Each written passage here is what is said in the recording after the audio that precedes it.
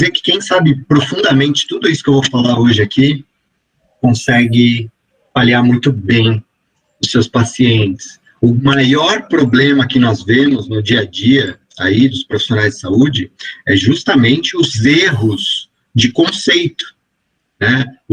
As dúvidas em relação às questões éticas, legais. Mas eu tenho, adoro essa pergunta, né? Mas a gente tem respaldo para fazer isso?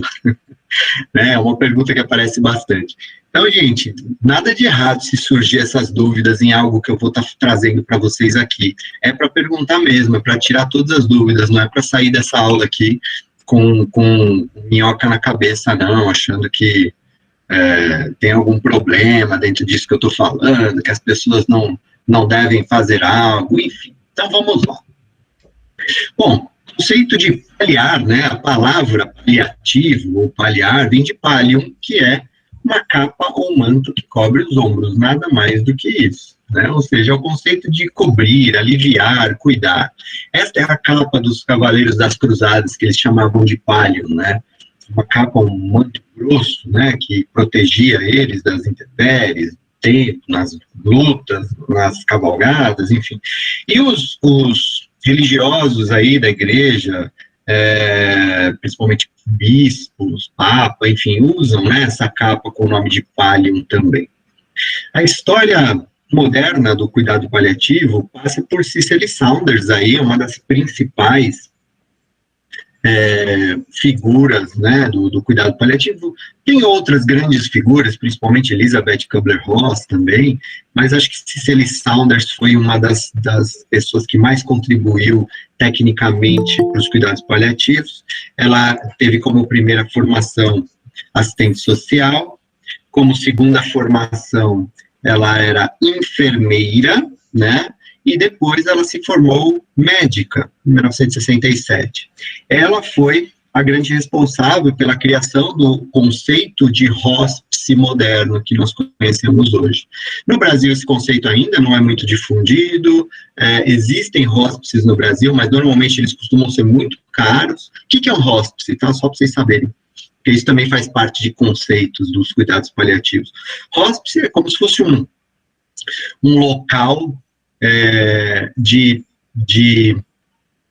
para receber pacientes ou que estão sendo deshospitalizados ou que estão no domicílio, mas não estão conseguindo ser bem cuidados em casa, porque tem algum sintoma de difícil manejo. Então, eles vão para um local, que é o hóspice, para passar os seus últimos dias lá. Como assim, Daniel, seus últimos dias?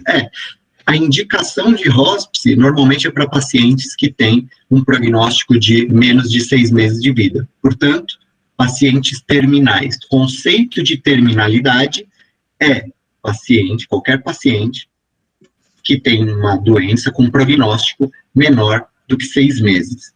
E aí o hóspice é para esse tipo de paciente, diferente de uma instituição de longa permanência, por exemplo, né, como o próprio nome diz, longa permanência, né? Então o hóspice não tem essa característica.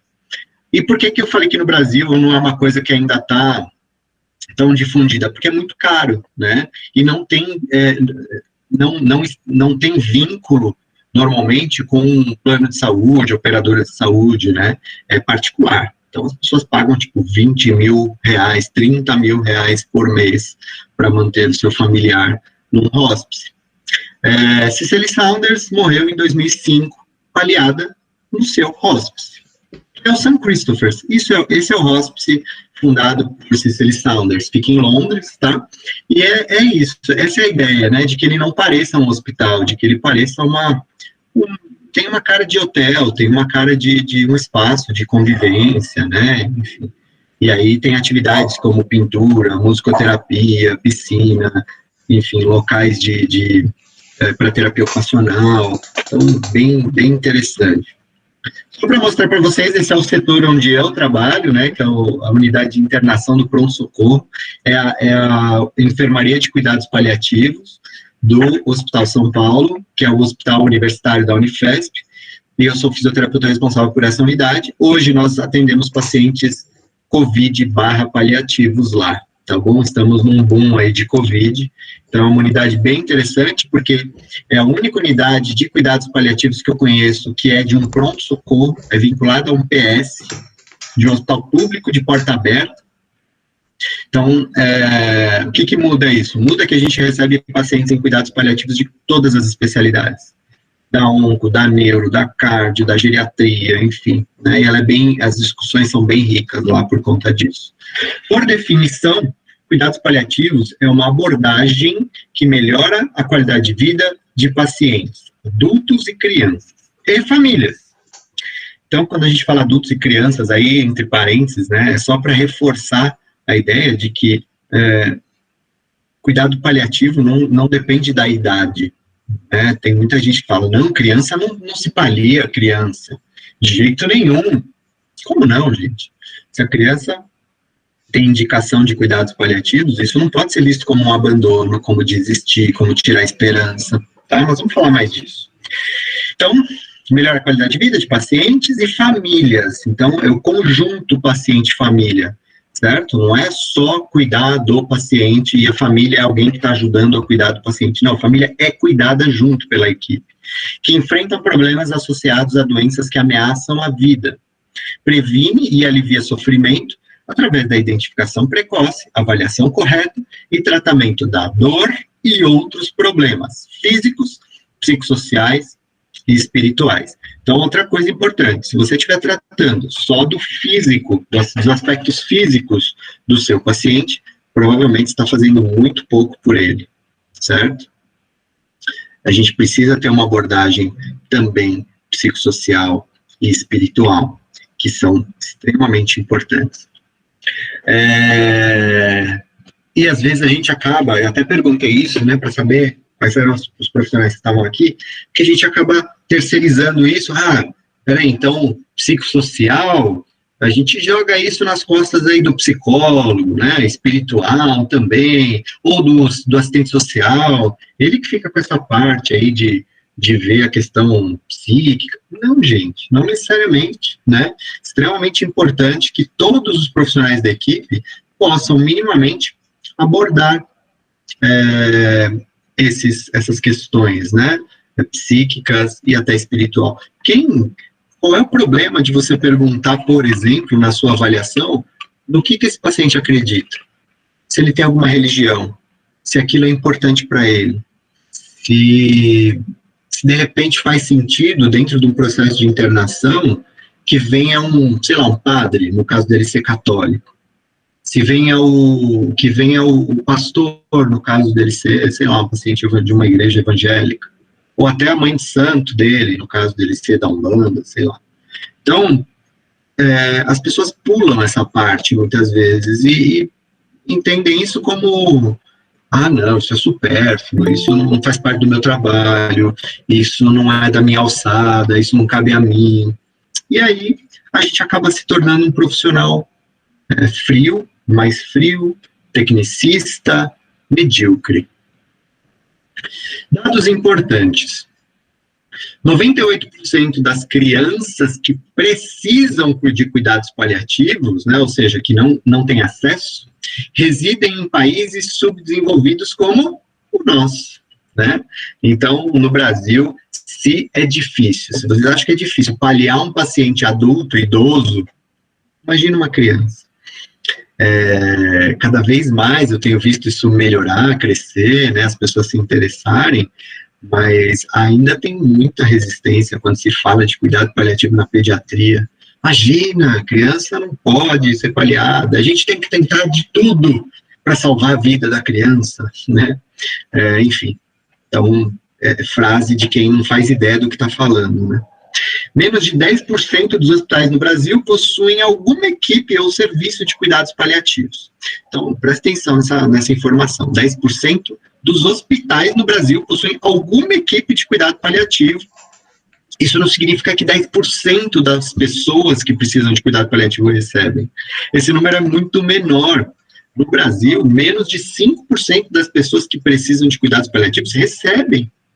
Isso só mostra o quanto essa área pode ser, ainda pode crescer, o quanto os profissionais que sabem discutir isso profundamente podem ser valorizados, se tornar referências.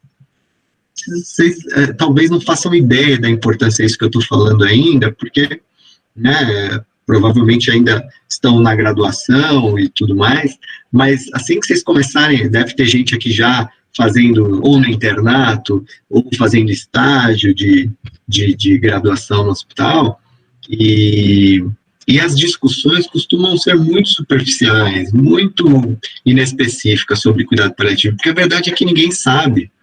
Estou generalizando, tá, gente? Claro que tem gente que sabe, mas ainda é uma minoria da minoria, isso não pode permanecer desse jeito. Que eu consiga impactar vocês aqui, ou uma parcela de vocês, né?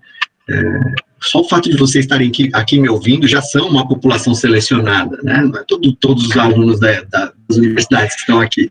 Vocês são já um público selecionado. Então, que eu consiga impactar uma parte de vocês que vão ser paliativistas, isso não quer dizer ser especialista em cuidado paliativo. Isso quer dizer ter ativamente a atitude de mudar esse conceito dentro das equipes onde vocês estiverem inseridos. Vocês serem agentes transformadores da realidade onde vocês estiverem inseridos. E isso passa por uma questão de ser não seria um docente, mas ser um responsável pelo ensino da sua equipe, né? Um educador, vamos colocar como educador, né? Todo paliativista tem a missão de ser um educador. E 55 milhões de pessoas por ano precisam de cuidados paliativos no mundo, mas no mundo só 14% desse total recebem. Daniel, você não falou que era menos de 5%? No Brasil, menos de 5%. Mas tem países muito melhores, com políticas públicas, com políticas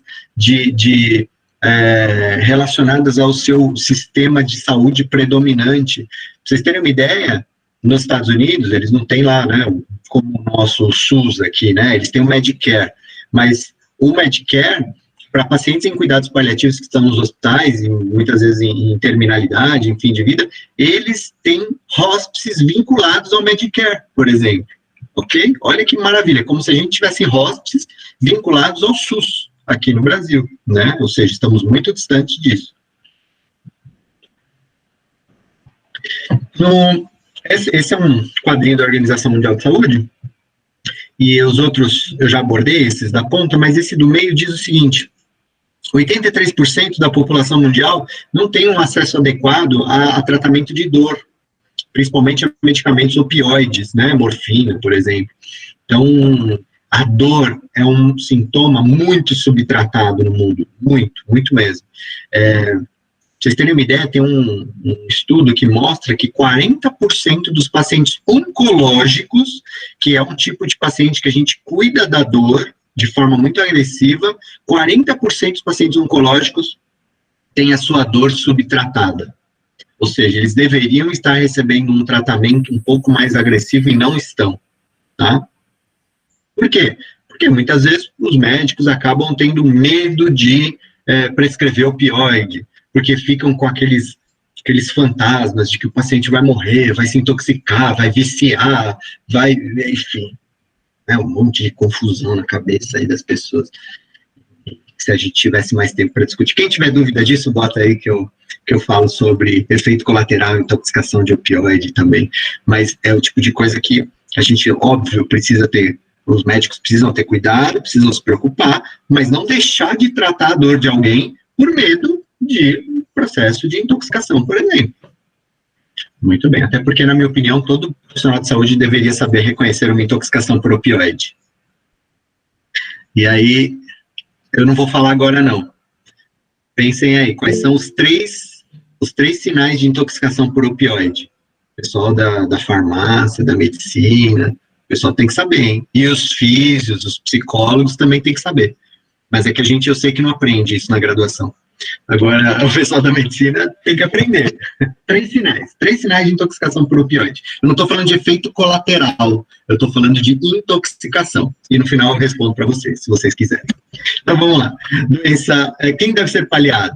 Paciente que tem doença crônica, progressiva, incurável e que ameaça a vida.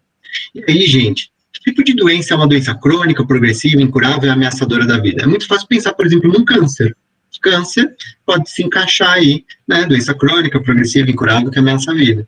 Ela, esclerose lateral amiotrófica, é uma doença crônica, progressiva, incurável que ameaça a vida. É fácil pensar nessas doenças, né? Mas talvez pensar numa outra doença tipo DPOC, doença pulmonar obstrutiva crônica, né? É uma doença crônica, progressiva, incurável, ameaça a vida? Sim. Então esse paciente precisa ser paliado? Sim. Então vou além, diabetes. Pode ser uma doença crônica, progressiva, incurável e que ameaça a vida? Sim, Daniel, mas você está viajando. A gente pode tratar diabetes, a gente pode fazer um bom controle alimentar, pode tratar com medicamento, a gente pode fazer exercício. Sim, sim. Isso tudo é cuidado paliativo. E a pessoa, de repente, vai viver 90 e poucos anos com diabetes, sem problema nenhum. E vai morrer lá de uma complicação, ou vai infartar, ou vai fazer um AVC, ou seja, coisa que é esperado de alguém de 90 anos não diabético também, sem problema nenhum. Então, vejam, eu não estou dizendo que cuidado paliativo é para o paciente que está morrendo. Eu não estou dizendo que cuidado paliativo é para o paciente que está nos seus últimos dias. Qualquer doença crônica, progressiva, incurável e ameaçadora da vida merece ter um olhar paliativo. O que acontece com o diabético que não controla seus níveis glicêmicos, que não faz uma boa dieta, que não faz atividade física, que, enfim, né, desleixado? Esse cara vai viver até os 90 anos bem, tranquilo, funcional? Não, ele vai começar a ter retinopatia, ele vai começar a ter neuropatia periférica, ele vai começar a ter ferida de membro inferior, necrose, amputações, doença renal. Ele vai começar a ter um monte de complicação, esse cara vai morrer cedo, por conta de complicações do diabetes. Certo? Então, a gente precisa olhar para essa estrutura e prolongar tempo de vida, o máximo que possível, com qualidade de vida. Eu vou falar de qualidade já já. O que acontece no Brasil? O cuidado paliativo ele é marginalizado no Brasil, né? Ele é visto como algo muito negativo pelas pessoas. Normalmente é assim, né? O médico deu a notícia para o paciente: olha, você tem um câncer. E nada é tão ruim que não possa piorar, né? O câncer não tem cura. Mas tem o quê? Tratamento. Você tem tratamento. Tratamento pode ser feito com quimioterapia, com radioterapia, com imuno, sei lá, hormonioterapia, enfim, um monte de tratamentos são possíveis, mas o paciente, nessa altura, ele está meio confuso. Na maioria das vezes. Por quê? Por que ele está confuso? Porque o médico falou que ele tem uma doença grave, que é incurável, e ele propôs um tratamento. Então, se tem tratamento, tem esperança, e quem sabe eu sou aquelas milagres da medicina, que eu sou 0,01% que se curou, enfim, um monte de confusão e tal, não sei o que, e tratou, e realmente a gente sabe que tem tratamentos que podem, enfim, prolongar essa vida em meses, em semanas, ou até em anos. Tem tratamentos para câncer incurável e cânceres incuráveis de pacientes que estão aí há 10 anos, 12, 15 anos tratando de um câncer, certo? Eu já conheci gente assim. E tá tudo bem, mas em algum momento essas pessoas acabam entrando num processo de terminalidade, certo? Seus últimos meses de vida. E aí, quando ele entra no estágio terminal, muitas vezes a equipe fala: olha, agora não há mais nada a ser feito. Portanto, só nos restou o quê? Cuidado paliativo. Olha que loucura, olha que desrespeito com o cuidado paliativo, né, gente? Que absurdo. Como assim? Não tem mais nada para fazer, só tem cuidado paliativo, como se cuidado paliativo fosse nada. E aí é isso que eu digo sobre marginalizar o cuidado paliativo. Porque desde quando esse paciente está em cuidados paliativos? Desde o diagnóstico. Desde que ele teve um diagnóstico de uma doença incurável. Todo o tratamento dali para frente, não interessa quanto tempo, qual foi, todo o tratamento dali para frente foi paliativo, não foi curativo, né?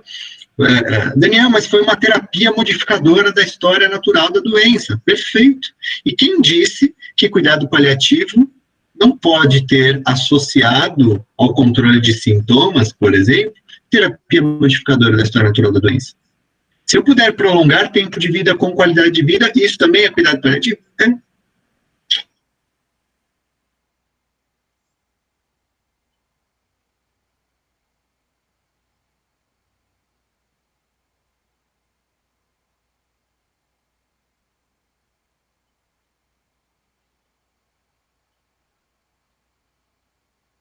Está lá, e antiético, né? Está lá no Código de Ética Médica.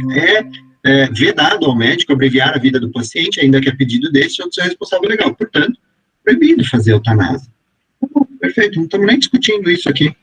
Ah, Daniela, eu sou contra, eu sou a favor. Tá bom, não interessa se é contra, se é a favor. Hoje é crime. Ponto. Mas tem lá um parágrafo único no Código de Ética Médica que diz o seguinte. Gente, assim, ó, esse é um parágrafo, talvez, o parágrafo mais mal escrito do Código de Ética Médica. Claramente foi escrito por alguém que não sabe nada de cuidado paliativo. Eu não sei nem quem foi, mas essa pessoa não sabe o que é cuidado paliativo. Nos casos de doença incurável e terminal, ó, o primeiro erro aqui, ó, cuidado paliativo não é para paciente terminal somente. Mas está lá. Nos casos de doença incurável e terminal, deve o médico oferecer cuidados paliativos disponíveis. O que é cuidado paliativo disponível, né? Mas, enfim. Sem empreender ações diagnósticas ou terapêuticas inúteis ou obstinadas. Vamos lá. Entubar um paciente que está morrendo, que não tem nenhuma proposta de reversão do seu quadro, é inútil e obstinado? Para quem não sabe o que é cuidado paliativo, não é inútil e obstinado. O cara não sabe o que é inútil e obstinado. Então, esse parágrafo ele não explica nada, né? Esse inútil e obstinado, para o cara saber o que é, ele tem que ter muito mais informações do que isso. Levando sempre em consideração a vontade expressa do paciente ou na sua impossibilidade de seu representante legal. Putz, olha o tanto de confusão que isso gera. Levando sempre em consideração a vontade do paciente ou do representante legal. Praticamente, pode ser interpretado como, se a família pedir cuidado paliativo, eu posso fazer. Se o paciente solicitar que seja paliado, eu posso paliar. Enfim. Então, isso gera tanto erro de interpretação, gente, que não vale nem a pena a gente se basear por isso aqui, tá? Eu estou só mostrando isso para vocês entenderem que as confusões de conceitos, elas são gigantescas na área da saúde. E eu estou usando aqui o Código de Ética Médica como exemplo, porque pelo menos o Código de Ética Médica menciona isso. Tem códigos de outras profissões, como a minha, que nem isso tem. Não tem nada sobre isso. É ridículo. É uma das minhas brigas junto ao CREFITO, né, para que a gente consiga fazer câmaras técnicas e que essas câmaras técnicas elas evoluam no sentido de reconhecimento e de informação, porque assim, eu não preciso de reconhecimento como paliativista, de verdade, não muda nada na minha vida. O que eu quero, a minha missão de vida hoje é informar o máximo de profissionais de saúde possível sobre as coisas certas a serem feitas por pacientes que têm indicação de serem paliados. Em relação à dignidade humana, é uma das cláusulas pétreas da nossa Constituição Federal, pessoal, né? E é outra coisa que às vezes gera confusão na comunidade médica e profissionais de saúde. Então, considerando o artigo 1º do inciso 3 da Constituição Federal, estabelece o princípio da dignidade humana como um dos fundamentos da República Federativa do Brasil. Lembra sempre desse princípio, pessoal, porque isso é muito importante, inclusive, de ser escrito em prontuário, quando tomarem uma decisão que pode parecer polêmica, tipo uma intubação paliativa, tipo uma retirada de dieta, retirada de antibiótico, uma interrupção de hemodiálise, tudo isso pode ser baseado no princípio de dignidade humana, considerando a dignidade humana do paciente, o princípio da dignidade humana desse paciente. Foi optado por não fazer mais procedimentos invasivos, não reanimar, não intubar e tal. E aí, por que eu estou falando isso? Pra vocês terem uma ideia da importância desse princípio para a Constituição Federal, o aborto de feto anencéfalo, que é autorizado no Brasil, né, ele se baseou no princípio da dignidade humana, definido pela seguinte ideia, né? Bom, se essa criança, esse bebê, né, ao nascer, não tem chance de sobreviver, né, após o parto, ele não teria nenhum tipo de dignidade. Portanto, a dignidade humana foi colocada acima da vida biológica, nesse caso em específico. Eu concordo, discordo. Gente, não é essa discussão. Estou só mostrando para vocês o quanto juridicamente este princípio é importante. Tá? O princípio da dignidade. Ele não justifica eutanásia no Brasil. Ele não justifica suicídio assistido no Brasil. Em outros países, sim. No Brasil, não. Tá? Mas é super importante que a gente lembre desse princípio numa tomada de decisão de cuidados paliativos. Ok? E, por outro lado, tem a distanásia, né, que é o prolongamento artificial da vida, às custas de mais sofrimento e tudo mais. Ele pode ser enquadrado aí também como tratamento desumano e tortura. Então, considerando o artigo 5º do inciso 3º da Constituição Federal, estabelece que ninguém no Brasil será submetido à tortura e nem a tratamento desumano ou degradante. Então, cuidado, né, porque ainda no Brasil, a distanásia é vista... é romantizada, na verdade, né? A distanásia é romantizada. Estamos fazendo de tudo para salvar a vida dele. Ele está entubado, com noradrenalina, com um monte de coisa lá, hemodiálise e tal, e confusão. E estamos fazendo de tudo que é possível, gente, mas olha, né, não está respondendo e tal. Então é romantizada a distanásia. Na verdade, tudo isso está sendo feito, é um monte de bobagem, é distanásia, é tratamento desumano, e degradante do paciente, tortura, né? Então, tomem cuidado com isso, porque hoje no Brasil as pessoas ainda, os leigos, ainda entendem isso como algo de salvar a vida, ou fazer de tudo, né? Daqui a um tempo, até os leigos vão estar informados sobre isso. Então, é importante que nós, profissionais de saúde, tenhamos esse tipo de consciência antes deles, né? Porque senão fica feio. Essas duas figuras importantes da nossa história, né, enfim, pessoas que, independente de questão religiosa, de gostar, enfim, de compreender, mas são exemplos de cuidados paliativos, né, de pessoas que foram paliadas. Prestes a morrer, Einstein recusou uma cirurgia dizendo: eu tenho que ir quando eu quero. É sem graça ficar prolongando a vida artificialmente. Eu já fiz tudo o que tinha que fazer, é hora de partir elegantemente. Então, nós vamos falar sobre isso, direito à recusa de tratamento, princípio de autonomia, tá? E o Papa João Paulo II morreu de complicações do Parkinson, né? E uma das principais complicações do Parkinson é a disfagia, broncoaspiração, pneumonia aspirativa, de repetição e tudo mais. E aí tinham sugerido, na fase final de vida dele, que fosse feita uma gastrostomia, para que ele pudesse se alimentar via gastrostomia. E aí ele recusou isso, e falou: não, eu não vou retornar para a clínica, ser internado, fazer gastrostomia, eu estou cansado, eu quero ficar no meu quarto no Vaticano, e eu quero morrer no Vaticano. Então ele escolheu morrer no Vaticano. E essa história é uma história que a gente usa, inclusive, quando a gente fala de aspectos religiosos, né, de cuidado paliativo. Não existe nenhuma religião contra cuidado paliativo. Não existe. E aí a gente até brinca nessas aulas, né? Fala que se até o Papa João Paulo II foi paliado, qualquer católico pode ser paliado também, né? Então, Dona Anastácia Coreva, por sua vez, de 105 anos, se matou por cansar de esperar a morte.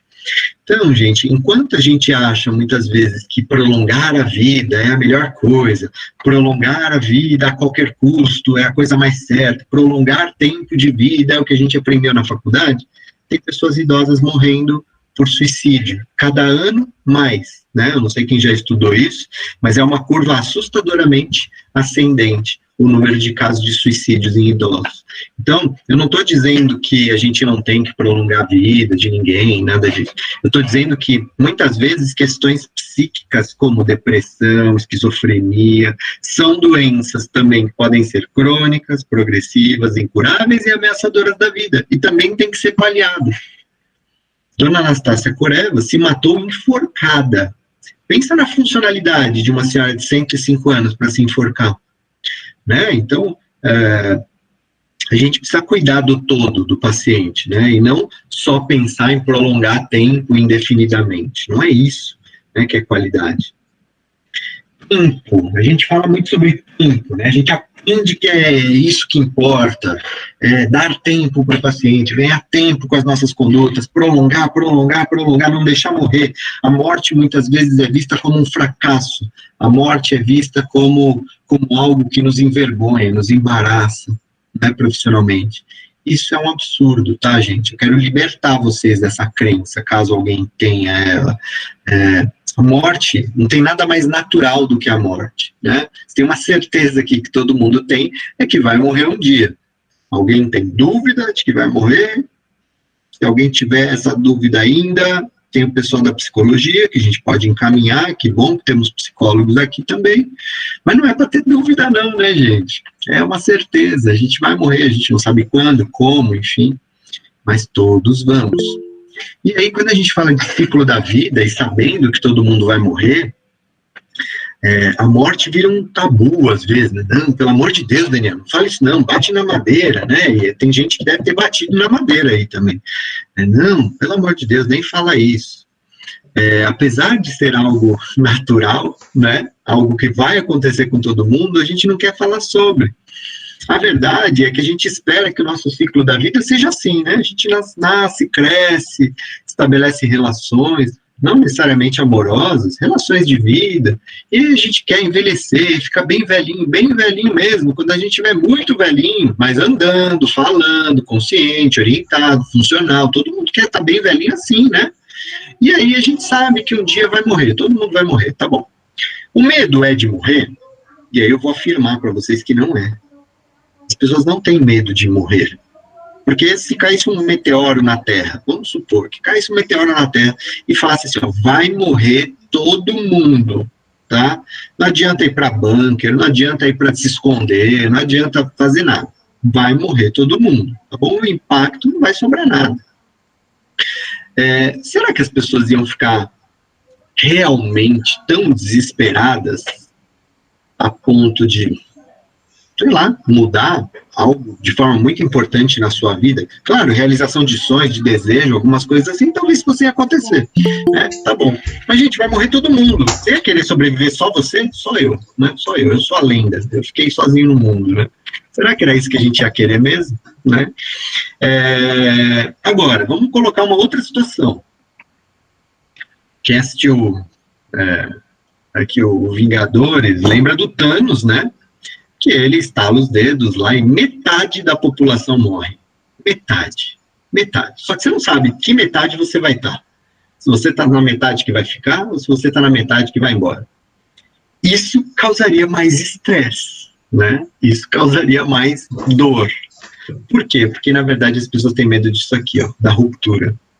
Ou de morrer e falar, meu Deus, mas peraí, eu estou morrendo, como é que vão ficar as pessoas que eu amo? Ou o contrário, eu vou ficar e quem eu amo está morrendo. Como é que eu vou viver sem essa pessoa, enfim, né? Então, o medo da morte em si não é o maior medo da humanidade. Aliás, perde para o medo de falar em público, para vocês terem ideia. O medo de falar em público é maior que o medo da morte, em todos os trabalhos que a gente lê. Mas o medo da ruptura, né, da perda, ele é realmente gigante. E só a última coisa, né? Lembrar que as pessoas não vão necessariamente morrer lá com idade avançada. A morte, ela pode chegar aqui, ela pode chegar aqui, ela pode chegar aqui, inclusive. Né? E aí a gente nunca vai estar preparado. Vamos falar dos princípios da bioética. Acredito que todo mundo tenha tido aula de bioética, mas sempre é importante repetir, porque a gente às vezes passa batido na aula de bioética. Mas hoje é uma das coisas que eu mais gosto de estudar. Os 4 princípios básicos da bioética são autonomia, beneficência, não maleficência e justiça. Começando de baixo para cima, gente, eu já falei um pouquinho, né, de aspectos éticos e legais, falei de eutanásia, falei né, algumas questões relacionadas a isso, e eu vou continuar falando. Falei que é proibido, que é antiético, enfim, sem problema. Beneficência e não maleficência. Quando as pessoas leem isso, muitas vezes elas acham que é a mesma coisa. Se eu estou fazendo benefício, não estou causando malefício. Se eu estou causando malefício, não estou causando benefício. Enfim, como se fosse uma coisa diretamente relacionada a outra. Não é assim. Toda conduta tem benefício e tem malefício. O que a gente tem que pensar? Em minimizar malefícios, né, em otimizar os benefícios. Pôr numa balança, por isso que eu até coloquei essa figurinha aqui mesmo, né? Colocar na balança.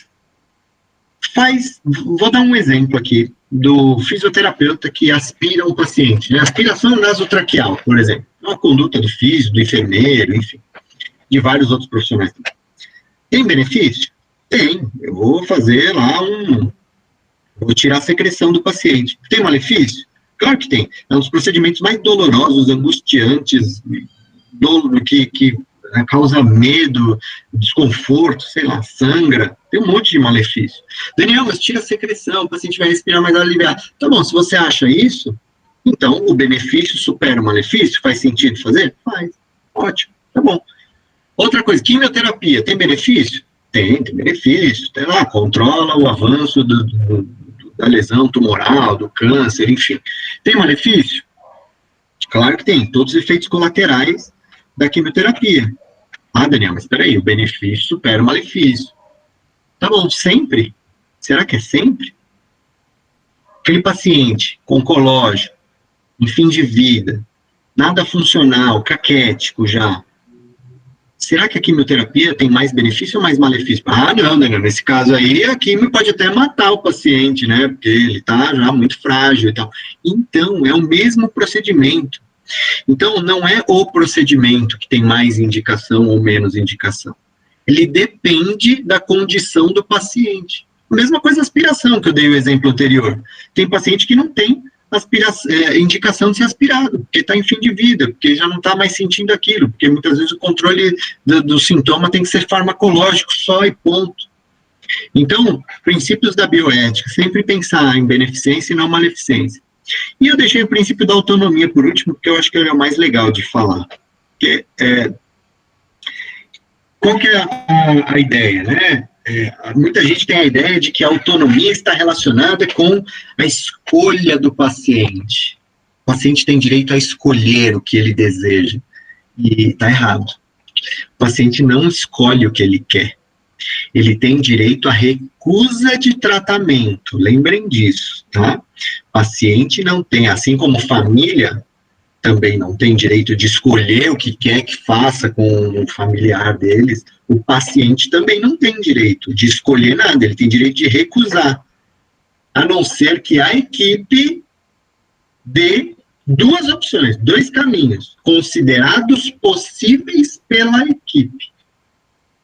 Aí o paciente pode, em posse de todas as informações, benefícios e malefícios dessa, benefícios e malefícios dessa. Aí sim, talvez tomar uma decisão. Mas cuidado, tem decisões que são técnicas e não devem ser jogadas para a família. Isso aqui é direito à recusa de tratamento. Aqui eu coloquei só para ser polêmico e para mostrar para vocês que isso existe, tá? Mas uma tatuagem, uma ordem de não reanimar, tatuada no peito, por exemplo. Isso é nos Estados Unidos, né? Isso eu nunca vi no Brasil, dizem que tem, que já viram e tal, mas eu nunca vi. Mas, olha lá, não ressuscitar, uma outra forma, né, usar uma pulseirinha escrito, não ressuscitar, não tracostomizar, eu sou alérgico à sulfa. O outro colocou uma outra tatuagem, cara, não entubar e não reanimar. E o outro fez um testamento vital inteiro aqui na pele, né? Não colocar essa pessoa em suporte artificial de vida de nenhum tipo, por nenhum motivo, jamais. Fazer uso de todas as partes quando estiver morto e cremar o que sobrar. E tem a assinatura dele e de outras pessoas aqui como testemunhas, então ele fez testamento vital inteiro na pele. Gente, isso aqui é lógico, é só ilustrativo, tá? Mas só para mostrar que nenhuma dessas tatuagens ou pulseiras, enfim, estão escolhendo alguma coisa. escolhendo o tratamento que eles querem. Eles estão apenas se recusando a receber algum tipo de tratamento. Isso é possível? Sim, isso é possível. Tá? Bom, eu falei de eutanásia e distanásia, mas acho que é importante a gente reforçar, né? O conceito de eutanásia é o conceito de boa morte, quando a gente antecipa ativamente a morte de alguém, dando para essa pessoa um coquetel letal ou por intervenção de terceiros. Então, vamos lá, o paciente ele não estava sendo mantido vivo artificialmente, ele estava sobrevivendo. E aí, movido por compaixão, dó, pena, piedade, enfim, qualquer uma desses sentimentos, alguém vai lá e acelera a morte, porque esse paciente estava sofrendo de alguma forma e era intolerável perceber que ele continuava sofrendo. E a gente antecipou a morte dele. No Brasil, isso é crime de homicídio, pena de reclusão de 6 a 20 anos de cadeia. Então, nós não estamos aqui discutindo se vai fazer, se não vai fazer, é crime, ponto final. Agora, tem países como Holanda, como Portugal, Espanha, por exemplo. Hoje em dia é bem recente essas decisões, tá, de Portugal e Espanha. Mas a eutanásia é permitida. Então, tá bom. E tem países como a Suíça, Estados Unidos, que pode ser feito suicídio assistido, mas não eutanásia. Eu vou falar de suicídio assistido também, tá? Agora, a distanásia, gente, é tão antiética quanto a eutanásia no Brasil. Só que, como eu disse, as pessoas romantizam a distanásia, né? Então, é o ato de afastar a morte, retardar artificialmente a morte às custas de obstinação terapêutica e procedimentos fúteis. Nistanásia, talvez é um conceito diferente aí, que alguns não tenham escutado, mas é o conceito de morte miserável, ou eutanásia social. Ou seja, as pessoas morrem antes do que deveriam por motivos socioeconômicos, políticos, religiosos, negligência ou descaso. No Brasil está acontecendo um monte de mistanásia hoje em dia. No hospital onde eu trabalho está acontecendo todo dia isso aí. As pessoas estão morrendo por falta de leito, por falta de ponto de oxigênio, por falta de um monte de coisa.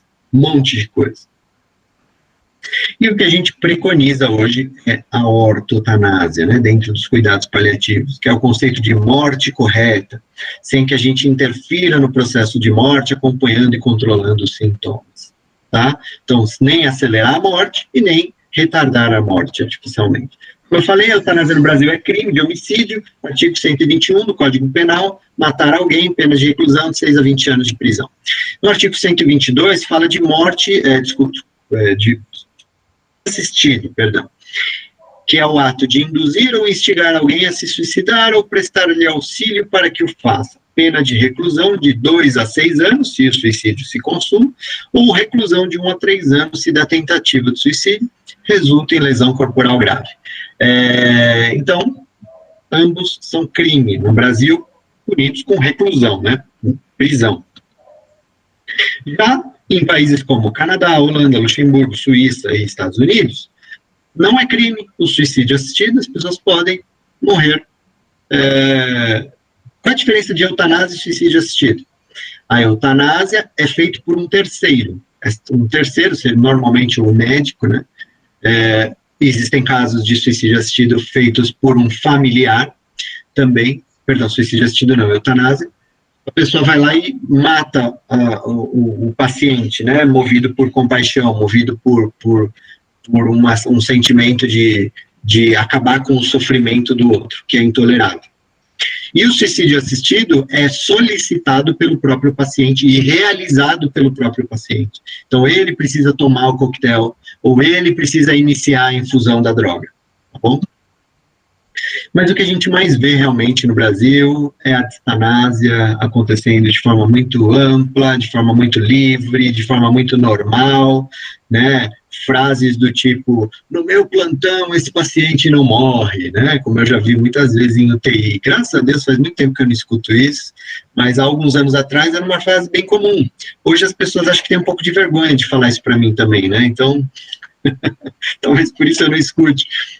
Mas é um baita absurdo, né, quem fala assim, ou quem pensa assim, porque isso mostra que o profissional não está tratando o paciente, está tratando talvez seu próprio ego, ou até mesmo a preguiça de assinar um atestado de óbito, sei lá, por qual motivo isso poderia ser bom para alguém, mas a distanásia, ela não não pode ser vista de forma normal. Não é normal um paciente estar nessa condição, né? Estamos prolongando a vida dele, está caquético, com colostomia, traqueostomia, sonda, sendo reanimado, às vezes quimicamente, às vezes, sei lá, uma confusão danada lá. Que qualidade de vida esse paciente tem? Né? Provavelmente nenhuma. Claro que isso aqui é uma ilustração, né? Mas talvez essas pessoas nem existam aqui, né? Talvez tenha um bolo aqui na frente dele, mas pelo tanto de invasão que ele tem, vocês podem imaginar que ele não vai comer nada disso, nem beber nada disso, né? Enfim, então, é pensar sobre essas condições miseráveis de sobrevida às custas de sofrimento. Aqui, gente, eu só trouxe uma reportagem, né, uma reportagem que foi feita pelo portal G1 em 2009 e tal, mas eu achei ela tão surreal e tão cheia de erros, que eu acho legal trazer para uma aula como essa para a gente discutir. Porque é um jornalista falando, é uma equipe de saúde falando besteira, é um monte de gente que cometeu um monte de erros em série, e aí eu acho que ilustra bem a situação. Isso aqui claramente poderia acontecer em qualquer hospital brasileiro. Bom, mas aconteceu na Coreia do Sul, tá? E o título da reportagem é: Sul-coreana é submetida à eutanásia e continua em estado estável. É o típico morreu, mas passa bem, né? Então, o título deveria ser esse, inclusive. Sul-coreana morre, mas passa bem. Então, vamos lá, vamos ler. Uma paciente sul-coreana em coma irreversível, em estado vegetativo, né, continua estável depois que os aparelhos que a mantinham com vida terem sido desligados nessa terça. O hospital Yonsei Severance, Severance deve ser, de Seul, desligou ontem os aparelhos de respiração artificial que mantinham com vida a paciente no primeiro caso de eutanásia da Coreia do Sul. Olha que interessante. A paciente, uma mulher de 77 anos, identificada pelo sobrenome Kim, se encontra em estado vegetativo desde fevereiro do ano passado. Em princípio, acreditava-se que Kim morreria aproximadamente 3 horas após o desligamento do suporte vital. No entanto, artificial. No entanto, a paciente continua viva, mais de 24 horas depois de os aparelhos terem sido desligados. E especialistas não descartam que ela continue assim durante um longo tempo, informou a agência local de Yonhap. O hospital disse hoje que Kim se mantém em um estado quase igual ao que estava antes, né, o anterior, ao desligamento, e que continuará, fiquem tranquilos, viu? Continuará fornecendo os alimentos necessários para mantê-la viva. Aí eu quase morro, né? Kim entrou em coma devido a um problema pulmonar quando realizava exames para determinar se sofria de câncer. Em seguida, os médicos determinaram que ela não tinha nenhuma possibilidade de se recuperar. A justiça sul-coreana autorizou, em 21 de maio, olha que absurdo, gente, presta atenção nessa parte. A justiça autorizou o direito da paciente de morrer. Direito de morrer. Ao aceitar a reivindicação apresentada por seus filhos para que os aparelhos respiratórios fossem desligados. Ninguém está falando que a justiça autorizou a eutanásia. E aí, a reportagem termina dizendo: esta foi a primeira sentença a favor de uma morte digna na Coreia do Sul, onde não existe uma lei que reconheça a eutanásia. Gente, é completamente maluco e sem nexo esse texto. Eu acho ele incrível. Ele poderia claramente ter sido escrito por um repórter brasileiro, como foi, né, no caso, mas ter acontecido num hospital brasileiro. Gente, a sequência de erros aqui, de conceitos, ela é bizarra, né? Nós estamos falando de uma intubação paliativa, simples. E de um grupo de profissionais que não sabem o que é cuidado paliativo, que não sabem o que é intubação paliativa, que não sabem o que é distanásia, reversão de distanásia, que não sabem nem o que é eutanásia, e que disseram o grande absurdo de que eles tiraram a ventilação mecânica, mas vão manter a dieta na paciente. Qual é o sentido disso, pelo amor de Deus? né? E aí, a justiça, pelo menos, é coerente. Porque, assim, num país onde não existe lei para eutanásia, é proibido fazer eutanásia. Ponto. É crime e ponto. Então, a sentença não foi a favor de eutanásia, e sim de uma morte digna, meu Deus. Ou seja, ortotanásia, né? Direito de morrer, e não de ser mantido vivo artificialmente. Tá bom? Então, desculpa a minha exaltação aqui, mas é porque eu não consigo, eu escuto esse tipo de absurdo de profissionais direto. Todo dia as pessoas fazem essas confusões aqui, tá bom? E a gente não pode tolerar isso de forma tranquila e achar que isso é normal.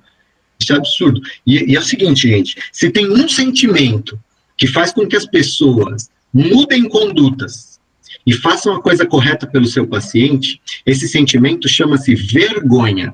Tá? É claro que a ideia não é expor ninguém, não é falar mal da pessoa, não é humilhar ninguém, não é isso. Mas o que eu percebo?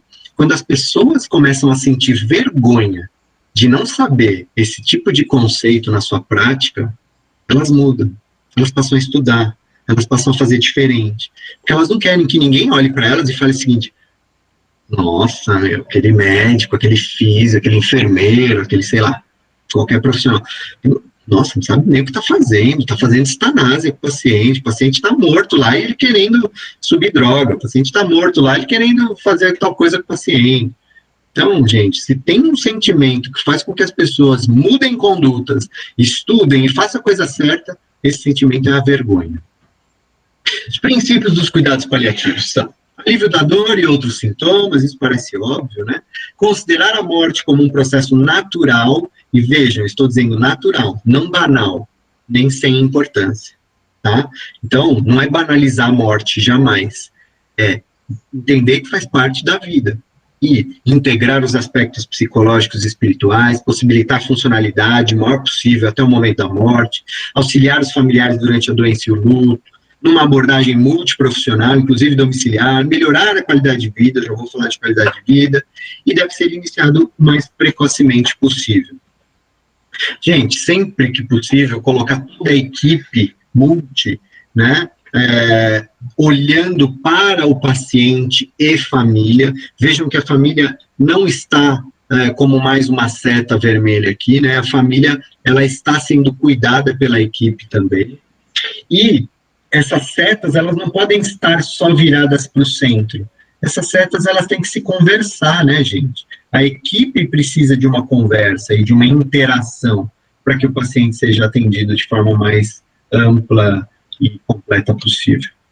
Aqui é um exemplo de atendimento que a gente faz com muita frequência. É claro que essa foto é antiga, eu nem tinha barba direito, mas sou eu, a psicóloga e a médica, por exemplo. Era um dia especial, que era aniversário dessa paciente e tudo mais, mas frequentemente a gente descia, não necessariamente toda vez, junto com todo mundo junto, mas muitas vezes a gente fazia um trabalho íntegro, um trabalho transdisciplinar com os pacientes. E pesquisar pela qualidade de vida, né? Todos nós temos a nossa qualidade de vida dependendo dessas duas linhas. Que linhas são essas? A linha da realidade e a linha da expectativa. Isso é até meme, né, gente? Realidade, expectativa, expectativa e realidade. Então, a realidade é o quê? Do paciente. Se ele tem dor, se ele tem dispneia, se ele tem delírio, se ele tem náusea, se ele tem funcionalidade, se ele está com a família, se a religião dele está sendo respeitada, a espiritualidade dele, enfim. E a expectativa? Muitas vezes a expectativa está muito distante da realidade. Olha aqui como está distante. Por que está distante? Porque às vezes ele acha que ele vai curar. Ele vai se curar, ele vai voltar a fazer tudo que ele fazia antes, e a realidade dele está bem longe disso. Qual é o sentimento que isso causa? Frustração, sentimento de abandono, tristeza. E o que o cuidado paliativo faz? Aproxima as duas linhas. Como? Melhorando ao máximo a realidade do paciente, tratando sua dor, deixando esse paciente mais funcional, dando autonomia para ele, tratando todos os outros sintomas, respeitando sua biografia, cuidando da família. E a expectativa? Necessariamente precisa baixar a expectativa, tirar a esperança de alguém? Não, não é sobre isso. É sobre adaptar e adequar a expectativa a uma realidade possível. que muitas vezes está relacionada com traçar metas mais atingíveis, falar de forma verdadeira com esse paciente e não deixar ele criar ilusões, tá bom? Aproximei as duas linhas. Se a realidade está mais próxima da expectativa, o sofrimento é menor, mais qualidade de vida ele tem.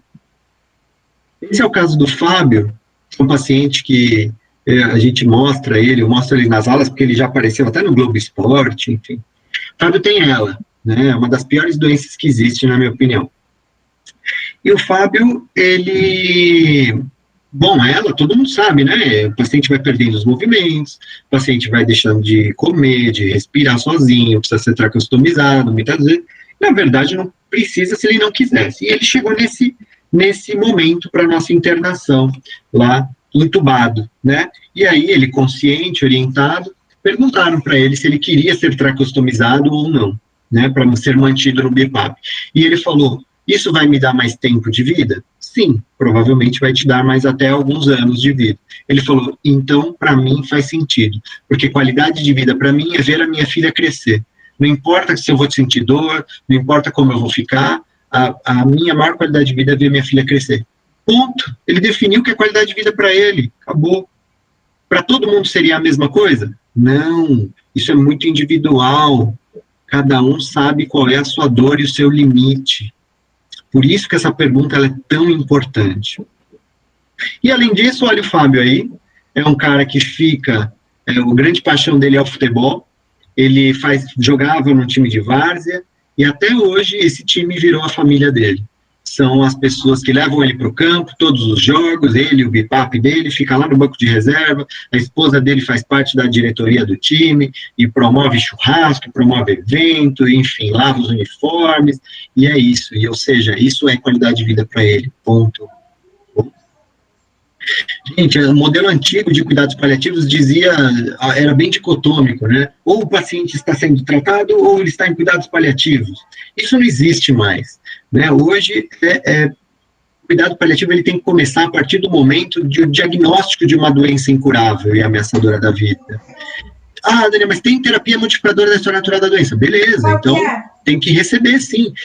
Prolongar o tempo de vida do paciente é possível em cuidados paliativos? Claro que é, desde que esse tempo venha com qualidade. Perfeito. A partir do momento que não seja mais possível prolongar o tempo de vida com qualidade, ele precisa receber mais cuidados de controle de sintomas, mais cuidados em relação aos seus aspectos psicoemocionais, espirituais, enfim. E depois que ele morre, acabou o cuidado paliativo? Não. Cuidado no luto, cuidado da família, certo? Cuidados exclusivos ou proporcionais? Não sei se vocês já ouviram esses termos, enfim, mas é comum até na prática, muita gente usa. Vamos lá, eu vou explicar o cuidado paliativo exclusivo primeiro. Do que se trata cuidado paliativo exclusivo? Se trata de não ter mais indicação de prolongar tempo de vida para alguém. Por que, Daniel? Qual o problema de prolongar tempo? Se for um paciente onde o tempo pode vir com sofrimento,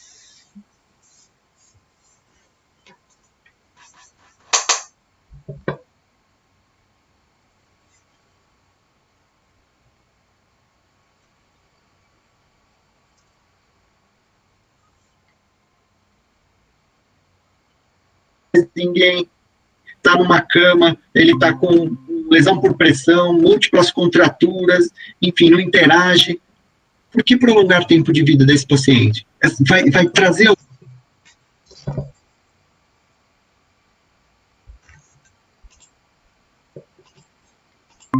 Para de comer, por exemplo, não faz sentido passar uma sonda para alimentar. Se ele, enfim, tiver uma parada cardiorrespiratória, não faz sentido reanimar. Se ele tiver uma insuficiência respiratória, não faz sentido entubar. Ou seja, nada que prolongue o tempo de vida. É um paciente para controle de sintomas.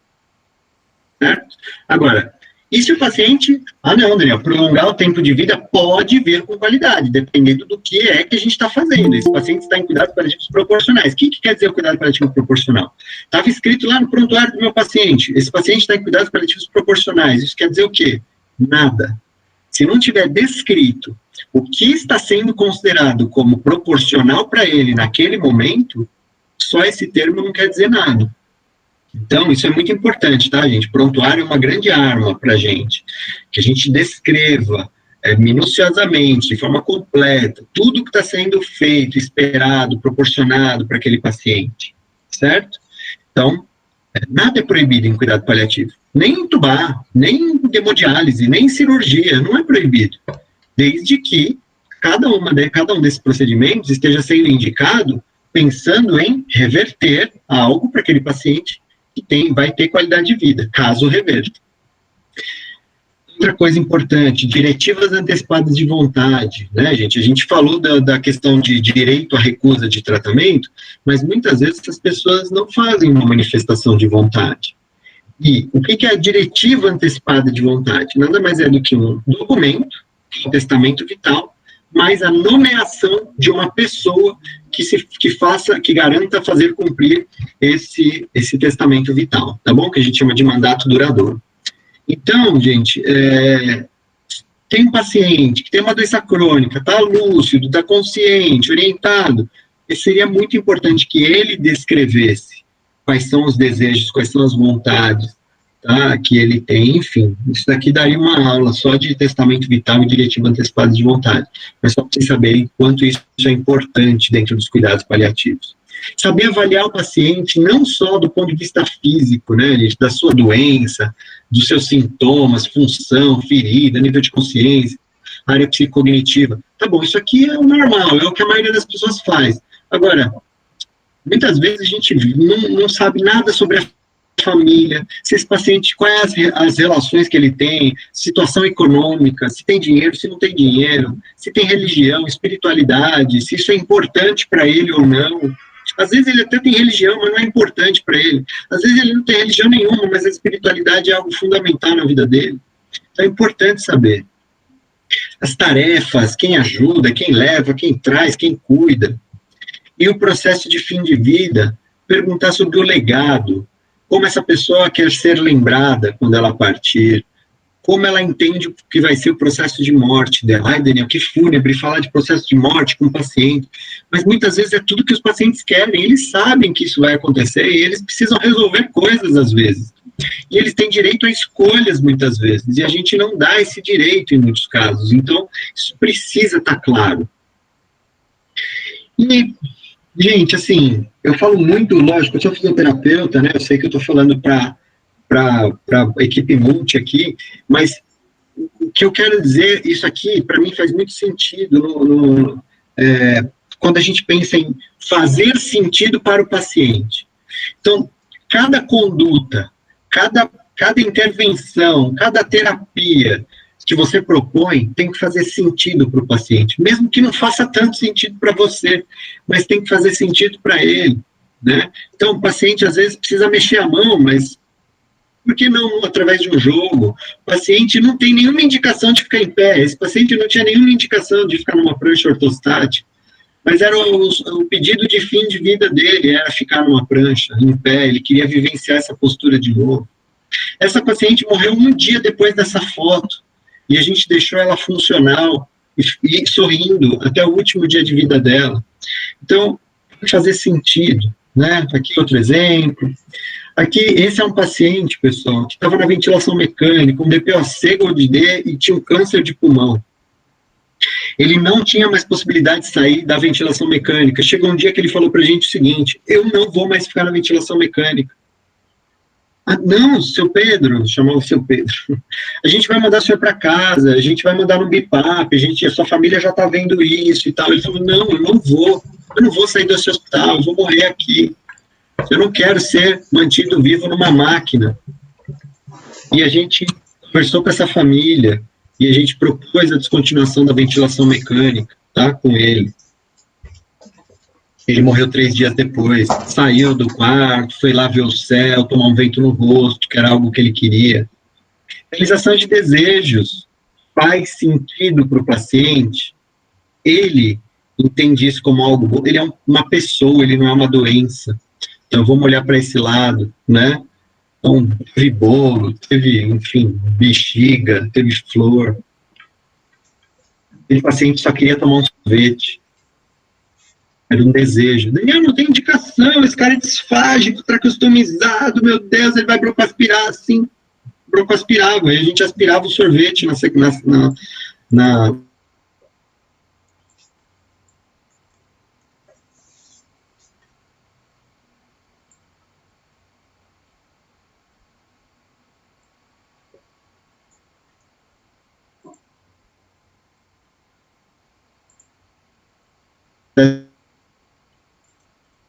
tem nada de antiético nisso. Tem um povo que surta, tá? Não é simples isso. Tem lá, pelo amor de Deus, vai broncoaspirar, eu não sou a favor disso e tal. E a gente discute entre equipe antes, né? De propor, não é assim, chegar e fazer. Mas tem que levar em consideração aspectos religiosos. Lanche do McDonald's no hospital, vocês estão loucos? Coca-Cola, meu Deus. Gente, a gente já deu cerveja para o paciente. A gente já levou o paciente para fumar. Não tem nada proibido. Não tem nada proibido em cuidados paliativos. Tem que fazer sentido. Ver o seu bicho de estimação. Realizar desejos. E esse paciente é o paciente que a gente realizou o maior desejo que a gente já realizou até hoje. Ele tinha o grande desejo de conhecer o estádio do Palmeiras, que ele nunca tinha ido depois que construiu. Só que ele estava internado. E a gente moveu tudo que a gente podia para levar ele no estádio. E foi o dia mais feliz dessa família e dele. Enfim, e não só isso, ele conheceu os ídolos dele, Evair, Ademir da Guia, foi no camarote, assistiu o jogo do camarote, e 12 dias depois ele morreu. E a família, eu nunca vou esquecer disso, foi acho que a família mais grata que eu vi até hoje. Eles agradeciam, eles não tinham palavras para agradecer a equipe. Eles falavam, olha, vocês cuidaram do meu pai como um ser humano, que tem desejo, que tem vontade, que tem uma vida, que não é uma doença. Vocês não cuidaram de um doente, vocês cuidaram de um ser humano. E a gente nunca vai esquecer disso. Pensa, para mim foi mais um paciente. Claro que ele marcou, e tanto marcou que ele está nessas fotos até hoje. E eu ponho em áudio. Mas ele foi mais um paciente. Se eu não tivesse feito nada disso, eu teria cumprido o meu trabalho da mesma forma. E eu não seria um profissional pior ou melhor por isso, tá? Mas eu acredito nisso aqui, em fazer sentido, em servir, no máximo que eu posso servir, lógico, dentro das possibilidades que eu tenho. Não é para todo mundo que a gente tem condições de realizar todos os desejos. Mas para vocês terem uma ideia, tem paciente que não sabe nem qual é o desejo que ele tem, né? E quando a gente pega um paciente que tem um desejo muito claro, a gente faz de tudo para realizar. Gente, falar um pouco de descontinuação do suporte avançado de vida, né? A gente precisa normalizar isso um pouco mais. Entender que, é claro que precisa de uma avaliação muito importante, qual é o diagnóstico, prognóstico, sintomas, funcionalidade, qualidade de vida, claro, né? Isso determina a indicação, mas também determina a contraindicação. E o objetivo é evitar a distanásia, não parar de fazer distanásia com os pacientes. E aí as pessoas ficam se perguntando se é correto retirar hemodiálise, oxigênio, ventilação mecânica, droga, vasoativo. Meu Deus, mas se eu tirar, o paciente morre. E se você não tirar? Ele morre também. Mas ele morre muito mais lentamente. E acho que, sei lá, fica intrínseco na cabeça das pessoas que morrer mais lentamente é melhor do que morrer mais rápido. Eu não sei de onde as pessoas tiram isso. Então, tudo é possível, desde que você esteja partindo de uma distanásia. Porque tudo aqui é suporte avançado de vida. Então, se essa pessoa que está recebendo um suporte avançado de vida está tendo a sua vida prolongada artificialmente às custas de mais sofrimento, está indicado reverter, retirar. E para a gente finalizar, pensar que muitas vezes o paciente vai entrar nas últimas 48 horas de vida e a gente vai ter que tomar algumas decisões, né? E essas decisões, elas vão marcar, inclusive, como essa família vai encarar o processo de luto. Se esse paciente morre sofrendo mais, o luto é pior. Eu trabalho num PS de hospital público, pessoal. Eu vejo as famílias que têm seus familiares lá morrendo num corredor de hospital, uma sala de de emergência Covid, que eles ficam 2, 3 dias lá porque não tem leito de UTI, e ficam entubados e morrem na sala de emergência. Eu vejo como é o sofrimento. E a diferença do sofrimento dessas famílias para as famílias dos pacientes que morrem no meu setor, de cuidados paliativos, com boa comunicação, com bom acolhimento, com uma equipe completa, com uma equipe que cuidou de todo o processo deles desde que eles entraram. Eu não estou julgando a equipe da sala de emergência não, tá, gente? Porque eles estão fazendo o que eles podem lá, dentro das condições que eles têm. Estou dizendo que as vivências das etapas prévias de morte influenciam o processo de luto. Então, realmente, ficar de olho nessas últimas 48 horas para que esse paciente sofra o mínimo possível. E, principalmente, que a gente não prolongue o sofrimento dele. O que a gente quer é morrer com dignidade. E aí, só não podemos confundir, é a última coisa que eu vou falar, cuidado paliativo com humanização. Cuidado paliativo não é humanizar. Humanizar... Professor, Oi? pode voltar o slide anterior, por favor? Posso, claro. Não tem problema. Tá? Então, falando de humanização, cuidado paliativo não é humanizar. Humanizar faz parte, sim, dos cuidados paliativos. Ok? E é muito simples você humanizar e fazer distanásia. Eu já vi um monte de lugar que faz isso, um monte de equipe que faz isso. Trata bem o paciente, trata bem a família, e, lógico, não está maltratando ninguém, coloca música, faz carinho, e a família pode visitar. Só que aí você olha para o paciente, muitas vezes ele está lá, sendo mantido vivo artificialmente, a dor dele não está sendo bem tratada, ele está todo invadido, tá lá com oxigênio, tá com tracostomia, e tá cheio de coisa, e sonda e tal, e não sei o que, enfim, tudo demasiado, cheio de dor. Ah, mas está humanizando. Tá bom, está humanizando a distanásia. Isso não pode acontecer, tá? Então, a humanização dos profissionais não basta. É preciso conhecimento para proporcionar alívio de sofrimento adequado no momento da morte, ok? Então, muita gente romantiza o cuidado paliativo, né, nesse sentido de humanização. Não tem nada de errado com isso, desde que não fique só nisso. Porque o povo acha que cuidado paliativo são as borboletas.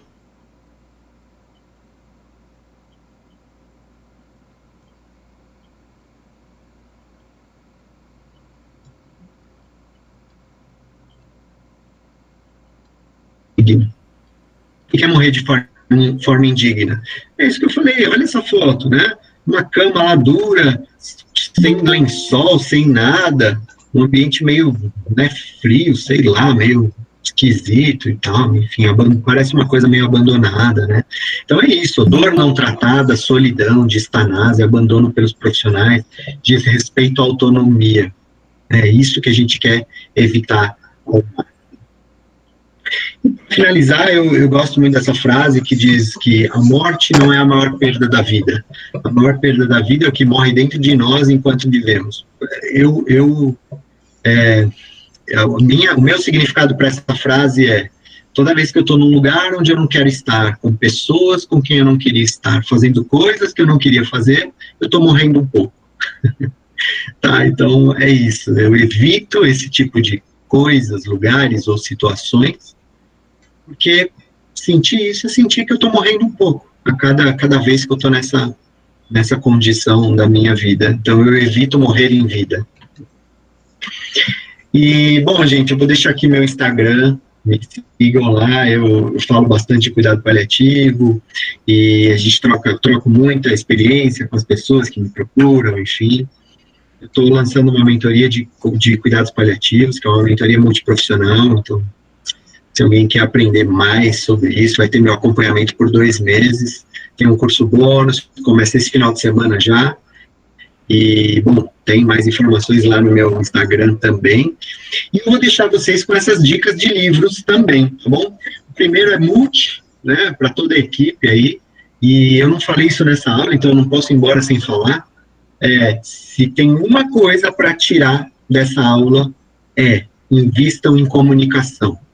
Se comuniquem bem, sejam profissionais acima da média, na forma de se comunicar com a sua equipe, com seus pacientes e com os familiares deles. E aqui eu deixo essa dica de Guia de Comunicação de Más Notícias, que é um livro escrito, organizado principalmente pelo meu orientador, doutorado, professor Aécio, o André Pernambuco, que é o chefe do setor onde eu atuo, e eu também tenho um capítulo nesse livro falando de comunicação na fisioterapia, por isso que eu falo, é um livro multi, tem vários profissionais que escreveram, é bem interessante, e esse é um livro mais para fisioterapeutas, né, para estudantes, Guia Prático de Fisioterapia e Cuidados Paliativos no Ambiente Hospitalar, é um dos únicos livros que eu conheço que fala do cuidado paliativo na fisioterapia, e eu também tenho uma sessão inteira que eu escrevi aí sobre este tema, tá bom? Tá aqui o meu contato do Instagram, eu respondo bastante gente por lá, e fiquem super à vontade também para me perguntar aqui agora. Obrigado, gente, pelo convite, estou à disposição aí.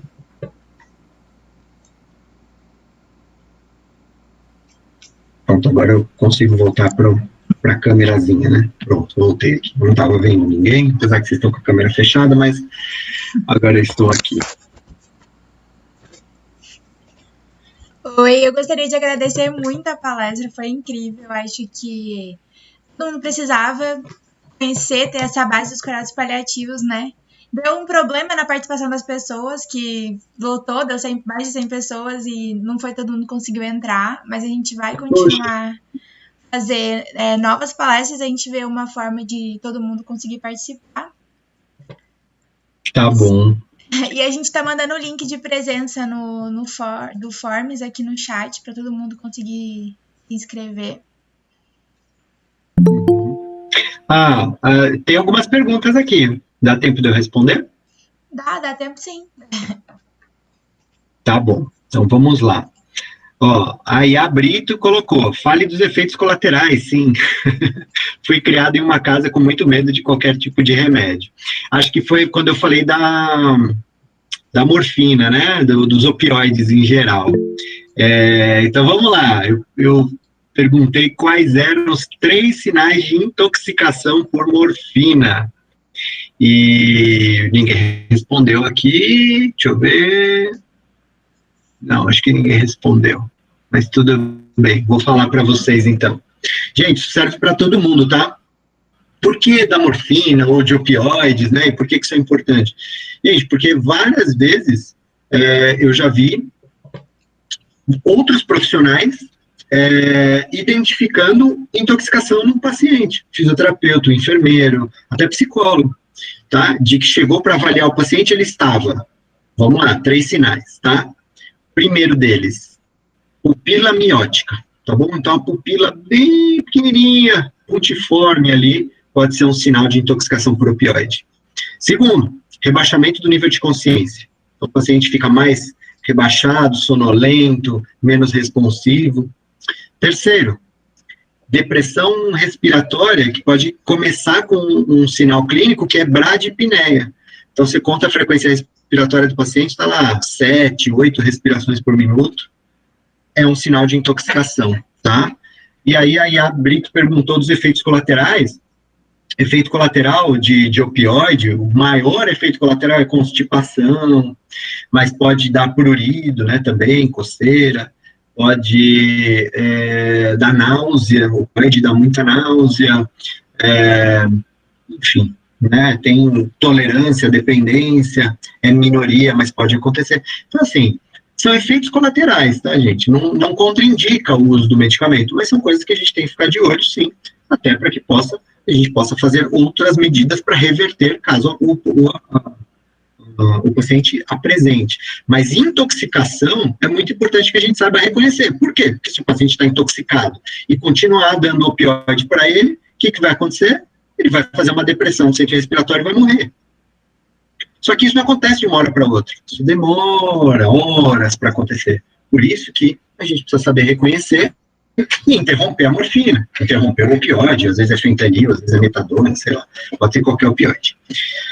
A Eline perguntou aqui, nessa fase tão precária dos cuidados em saúde, vamos ver muita mistanásia, sem dúvida nenhuma, estamos vendo no Brasil inteiro, né?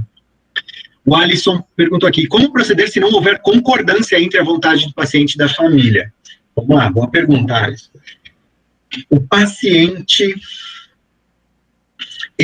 se ele é consciente, orientado, enfim, ele é o responsável principal pela decisão, tá bom? Então,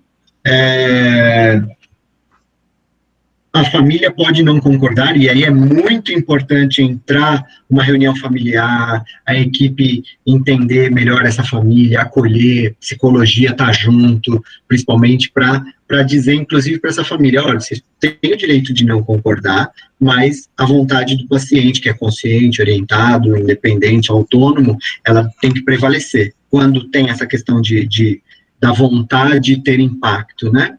Então, sim, sempre o paciente deve ser priorizado, mas a família não deve ser abandonada. A opinião da família tem que ser acolhida, compreendida, e principalmente a gente tentar entender e reverter isso, né, para que eles fiquem tranquilos, mas dizendo que o paciente é a prioridade, né, até legalmente, eticamente e legalmente, para o paciente, ele tem autonomia, se ele tem autonomia para isso, a gente tem que respeitar. Alice aqui elogiando, Emanuele também, obrigado, pessoal, várias pessoas elogiando, fico muito feliz que vocês gostaram. Acho que era isso de dúvida, certo? Se alguém mais tiver dúvida, estou aí. Ô Daniel. Oi, Rodrigo. Então, eu peguei a palestra um pouquinho no final, e eu vi que você falou sobre cursos, treinamentos e a liga.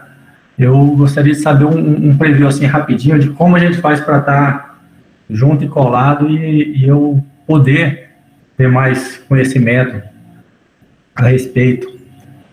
Legal. Rodrigo, depois me manda uma mensagem no Instagram lá, eu vou te falar sobre essa mentoria de cuidados paliativos. Eu vou fazer um acompanhamento de 2 meses, por exemplo, para quem realmente quer implementar, quer conseguir aprender mais sobre esses conceitos todos, inclusive questões técnicas mais aprofundadas, e implementar isso na prática, tá? Então, acho que vale muito a pena a gente conversar depois com calma, mas é isso. Esse meu, eu chamei de mentoria, porque é realmente isso. Eu vou dar um curso bônus, que é dessa maneira, né, eu falando e trazendo conhecimento, mas depois eu vou fazer encontros ao longo desses 2 meses, com os mentorados e entendendo qual é a dificuldade de cada um no cuidado paliativo. Então, minha dificuldade é mais técnica. Se precisar, inclusive, eu chamo alguém para falar, porque é multiprofissional. Então, eu vou entendendo a dificuldade técnica de cada um, nós vamos traçar estratégias para quebrar todas essas dificuldades e conseguir implementar no serviço onde as pessoas atuam, ou dentro da profissão de cada uma delas, o cuidado paliativo de forma mais abrangente, e que funcione. Porque é o seguinte, pessoal, só para vocês entenderem o que eu estou falando, eu trabalho com isso há 10 anos. E o que eu percebi nesses últimos 10 anos? Eu dou curso, palestra, treinamento no Brasil inteiro. Assim. Funciona? Funciona. Agora, assim, nós tínhamos 100 pessoas aqui. Eu ainda estou dando conteúdo para vocês, tá? Terminou minha aula, muitas pessoas, a maioria, foi embora. Tudo bem, nada de errado, são 9 horas da noite e tal, eu entendo que as pessoas estejam cansadas também, sem problema nenhum. Muita gente pegou esse conteúdo, aprendeu. Sabe o que ela vai fazer com isso? A grande maioria? Nada. A grande maioria das pessoas não vai fazer nada com o que aprendeu aqui hoje. Agora, tem uma parcela de pessoas que vai pegar o que aprendeu hoje, e assim como você, Rodrigo, quer implementar, quer que isso faça parte da sua vida. E entende que isso é uma dificuldade, que isso é uma barreira, que tem barreiras, e querem ser diferentes. Então, eu costumo dividir, não sou eu que tenho esse conceito, né? Os aprendedores e os fazedores. Não tem nada de errado com os dois, tá? Mas eu começo a entender que a transformação dos fazedores, isso é que muda o mundo. Então, seria muito fácil para mim falar assim, gente, curso de cuidado paliativo. Eu vou falar, quem quiser aprender, aprende. E quem não quiser aprender, beleza, tudo bem. Eu ganho meu dinheiro de uma forma ou de outra, num curso que eu dou. Mas eu mudei um pouco essa minha estratégia nos últimos tempos e de pegar pessoas que realmente estão afim de aprender a implementar e de olhar mais especificamente para essas pessoas, né? Então, é por isso que eu criei a mentoria. E não é que eu vou deixar de dar cursos e nada disso. Eu tenho, inclusive, curso online, enfim, para as pessoas que querem fazer só de forma online. Também tem curso online, se quiserem me mandem mensagem lá. Certo? Essa é uma forma de realmente aprender e de implementar com alguém que está há 10 anos, todos os dias, trabalhando com pacientes em cuidados paliativos. Então, acho que eu tenho essa abordagem aí. Beleza, Rodrigo? Valeu, cara. Obrigadão. Tô na sua cola. Imagina. Obrigado. A Simone perguntou meu Instagram aqui, o pessoal já respondeu, @Dalveno, é fácil. Mais dúvidas? Tranquilos? Então, tá bom. Gente, queria agradecer muito o convite para estar aqui. E podem contar comigo. Lotou aí a sala, né? Mas se vocês quiserem fazer um próximo, até com outro tema depois, num outro formato, fiquem super à vontade aí para me convidar, tá bom? Certinho, a gente vai planejar de fazer e fazer coisa grande assim com a Liga. Muito obrigada, viu? Obrigado a vocês, gente. Ótima noite para vocês, ótimo final de semana aí também. Até a próxima. Boa noite, gente. Boa noite, tchau, tchau.